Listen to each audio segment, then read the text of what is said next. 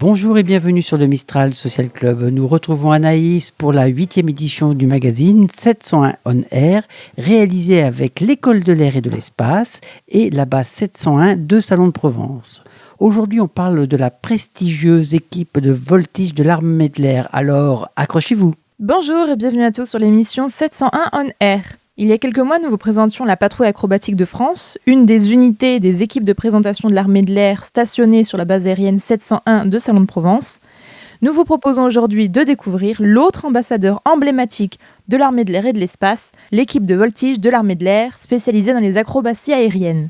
Je suis l'aspirant Cassandre et je suis chargée de communication à l'équipe de voltige de l'armée de l'air. Pouvez-vous nous présenter l'équipe de voltige de l'armée de l'air ? L'équipe de voltige fait partie depuis 1968 des ambassadeurs de l'armée de l'air et de l'espace, et plus précisément des équipes de présentation avec la Patrouille de France. L'équipe a pour rôle de partir à la rencontre du public et de susciter des vocations. Pour cela, nous avons la chance d'avoir au sein de l'équipe une panoplie des métiers présents dans l'armée de l'air et de l'espace, à savoir 5 pilotes, 7 mécaniciens, 2 agents d'opération, 2 photographes et une chargée de communication. L'EVA a pour rôle également de performer à l'échelle internationale, mais aussi à l'échelle nationale, notamment avec les championnats du monde de voltige, les championnats de France et les championnats d'Europe. Pour ça, l'équipe part sur la saison donc de mai à octobre, à la rencontre du public sur les meetings et aussi en compétition avec la Fédération française d'aéronautique.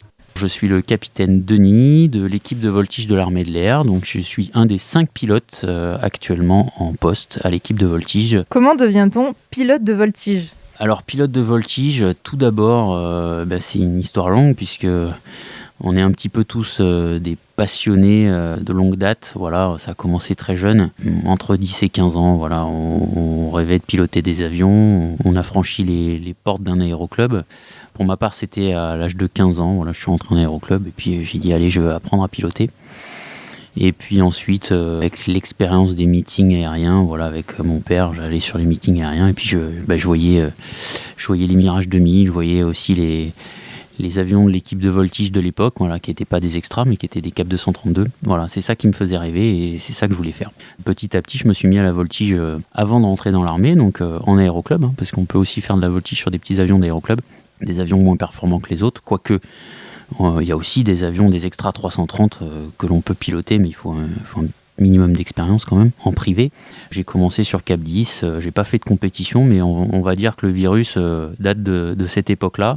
Ça m'a jamais quitté, puisqu'après, en étant rentré dans l'armée de l'air, j'ai choisi la voie de la chasse, voilà, donc breveté pilote de chasse en 2008 pour ma part. Comme tout pilote de chasse, voilà, on a un petit socle de voltige, même si c'est de la voltige différente de la voltige type compétition que l'on pratique nous maintenant, ici en tout cas.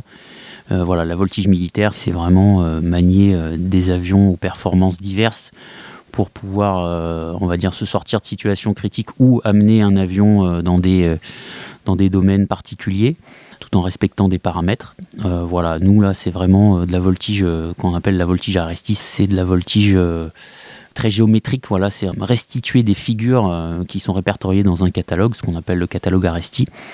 On va dire restituer le mieux possible un enchaînement de ces figures-là avec un collège de juges qui va vous noter au sol. Quel type d'avion vous avez à l'EVA ? Alors à l'EVA, on a des aéronefs qu'on appelle les Extra 330. Ce sont des avions allemands du nom de leur créateur, donc Walter Extra. Ici, à l'équipe, on a 2 monoplaces et 1 biplace. Ce sont des avions qui ont un rapport poids-puissance très intéressant. On les appelle les Ferrari des airs, puisque le moteur fait à peu près 315 chevaux, tandis que le poids de l'avion est à peu près de 550 kg.